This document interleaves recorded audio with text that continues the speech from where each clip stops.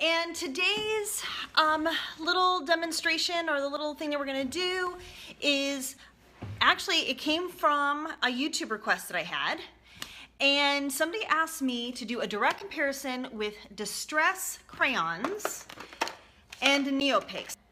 I have reviewed a number of watercolor media before, but I hadn't specifically reviewed the Distress against the NeoColor for the Neopix for a good reason. To me, they seem like completely different animals.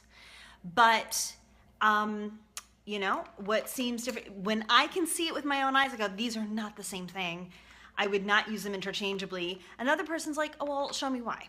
So I figure I'll say hi to everybody, and then we will go through why they are so very different. One of these things is not like the other. So let's go ahead. I'm gonna dive into this little demonstration review. The first part I'm gonna do up here, and then I'm gonna take a minute and flop you over so you can see what's on my work table, and we are going to proceed with how they work on paper. Distress crayons come in a nice barrel tube. They twist up and down. The size is kind of small. Another reason why I like gelatos is because it's fatter. It seems like you get more in the tube. And they are very, they're very creamy. I can take them and rub them off on my finger, and you can see that just the oil on my finger is enough to activate them. And there they are, okay? So this is a very creamy, easy to blend style. Like I can probably put on my face. There you go, see? Instant blush, boom. And it's water soluble. Now, if you take the Neos by comparison, let me take a nice dark one here. This is called a NeoColor 2 Aquarelle, and it looks like a crayon, right? It just looks like a plain run-of-the-mill wax crayon, but it is not. It is also water reactive. And you can see here that I can wipe them off right on my hand. Yeah, I'm face painting today. They're a little firmer though. I'm gonna tell you that these have, they're not as creamy. This feels more like, let's be honest, kind of a cheap kid's crayon. You know, like those, I know, those cheap kids crayons that are really more wax than color. This kind of it's what it feels like. Although there is a lot of pigment, I'm not saying that. This is kind of like watercolor paint in a stick. This is more like a watercolor pencil without any lead. Does that make sense? So you can sketch with this, draw it, and then use the water to feather it out, and this has a lot of pigment to it, which is what the Dina Wakeleys are. Okay, yep. I just talked all day. Let's take a look. So let's start. This is watercolor paper, just so you know. And I'm gonna start off by just adding some of the, I'm not focused. There we go. Are we focusing? There we go. So I'm going to add a little bit of the Distress crayon just right to the paper, and look at how it automatically just like lays down a metric ton of color. That's what that does. Now gelatos, I think, are a little softer, and you might get a complete coverage in the first pass. The Recollections ones are even creamier than those, so it all depends on what you're looking for. But then I can go ahead and hold on, I'm gonna yell at a kid. Hey Jacqueline, can you bring me the baby wipes? Because I could use those for this technique. Would you mind bringing the ones out of the bathroom right there? Right where you were, just in that room? There, okay. All right, thank you. I use the Distress crayons as watercolor. They are nice. So I just wanna show you, I'm gonna take my finger on this side. It is a great color. I love the spice marmalade. And I'm using my finger, and I can get a little bit of blend out on watercolor, but not a whole lot, yeah? Thank you so much, honey. My son helps. All right, so now I'm gonna take a wipe de bébé, and I'm gonna just blend it out with the baby wipe. And you see that does a lot better job. It also like really makes it kind of act up, right? Good. Now, I'm gonna take a little bit of water over here, like so. And I'm gonna do just a little bit of, like right here, do like this. They are creamy. I'm gonna try the baby wipes. Yeah, so see, if you haven't tried them before, get them out of your drawer. because the baby wipes are, I think it's actually my preferred technique. So that's, yeah, the favorite one is the baby wipe because it blends it without lifting it entirely. You notice how I'm just kind of scrubbing it here with the water. Okay, so this is important because I've kind of developed my own little technique with this. Notice how where I put it down, it does stain the paper, but then you can lighten it up. But this means you can't completely blend it away. It won't completely lift up. It stays in the paper a little bit, okay? All right, so then there's that. Let's compare that to a NeoColor, and I don't have the same color in NeoColor, sadly. So I'm gonna use this pretty blue, okay? And if anybody's wondering, this is called a water-soluble wax pencil. This is a blue jean. And I'm gonna go ahead and give it a little scribble. Now, you see how already I have to scribble a little harder. I'm not getting as much coverage. You see more of the texture of the paper come through. That's because it's a firmer product. As a matter of fact, can you see the little crumbs that come up? See the little crumbs? You can get little crumbs on it. And I can only scrub so hard and it will not go all the way into the paper because it's a firmer product. I know, here's my orange and blue combination, says Stamp Star. I'm obsessed, guys, with orange and blue. I don't know why.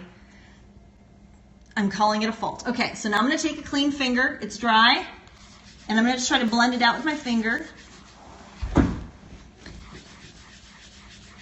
And it doesn't really blend out very much. It says, I think if you use those colors, oh, you think of me when you use those colors, which is weird because I love teal in my room, but right now I'm just crushing on these colors. These are my summer colors.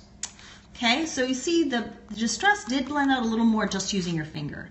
So you really can't use just a finger. So now we're gonna try the baby wipe technique and take a look what happens here. All of a sudden, these pop into life because these are truly water-soluble wax, okay? So they blend out beautifully. You can get a nice little ombre. I wonder if I can get a better ombre over here. I'm gonna try. Yeah, I can. I can keep blending and lifting. If you get to a new spot in your, here we go. If you get to a new spot in your baby wipe. So again, baby wipes are awesome sauce. And if you don't have a pack in your craft studio, you are missing out. Okay, let me clean off my brush real quick. This time what I'm gonna do is I'm actually gonna put a drip on here so I don't contaminate it too much. And now I'm scrubbing. Now, here's the thing I don't know if you noticed. Do you see how opaque this is? So to me, this is a big difference between the Distress and the NeoColors, is that this has more of the white media in it, which makes it just that much more opaque. You really get that kind of, it's almost like a chalky look to it, okay? All right, so now what I'm gonna do is actually do the same kind of thing with this black paper. Tim Holtz teaches that his crayons are to be used by applying gesso to the paper first. So Dana, now we're talking about this is what this is intended for. You know what, that's great, but you can't dictate that the product is only gonna be good if you use it with gesso, or it's only gonna be good if you use it with watercolor paper. I just think that's disingenuous. That, you know, if it's that specific, that's not a product I want anyway. All right, I'm gonna do the same thing, you ready? Now, here's where you can see where there's that white base to the NeoColors. Yeah, gesso if you're using it for watercoloring, if you want it to completely wash away. But you know, I like to use it, I want all of my products to work on all of my backgrounds. Okay, so here is a pretty big, stark difference. Let me see, I can even put a little bit of black down so you can see, or not black, the dark blue. Okay, so these are more like a gel. There is not so much white in them to make them opaque. Instead, what you have is this wax crayon, which sits on top, and look how bright it is. So, you know, if you want to use a darker surface, this is really, I mean, they're night and day. They're not the same thing, and so therefore they're not really interchangeable. To me, they are different products in your craft box, just the same way that you might have, acrylic paints in your stash, and then maybe also, watercolor paints. They're for different things, right? So you can still blend them out.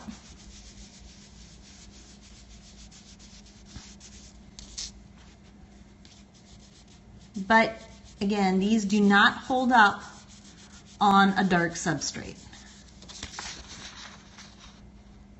Fair enough? Does that make sense? Yes. Okay, so moving on. This time what I'm going to do is, this is actually just cardstock. I'm going to wet it, and I'm going to work right into the wet surface. So I probably should have used more watercolor paper, but I wanted you to see how, sometimes I use plain cardstock for everything. I'm switching colors now.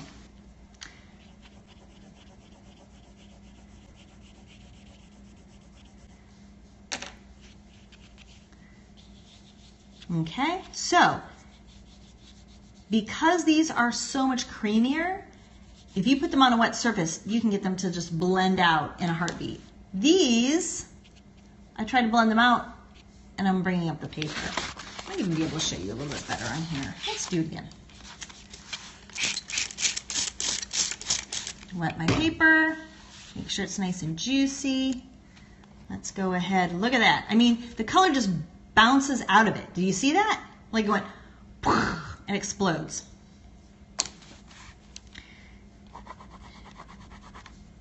Let me get a little wetter over here. I don't want anybody to say, oh, she did it differently on this one. Nope, same on both. So you see how these lines still maintain their integrity? Still see the lines. No more lines. So for backgrounds, I actually like, this kind of a product so much more. Because look at it, I mean, just blah, it just liquefies into nothing. Thanks so much for watching. I hope you enjoyed this little comparison. I have another one that may be of interest. It's the Distress Crayons versus Gelatos. I also have a review video of the Distress Crayons and Gelatos versus watercolor crayons. There's a lot going on here. I also have this great video on the reverse reveal stencil technique. I think you'd really enjoy it. Make sure you click over and see that too. If there are any comparisons or reviews you'd like to see, please drop me a comment and I'll do my best to accommodate you. Thank you so much for watching. Thanks for having patience for this live video quality. And as always, have a crafty day.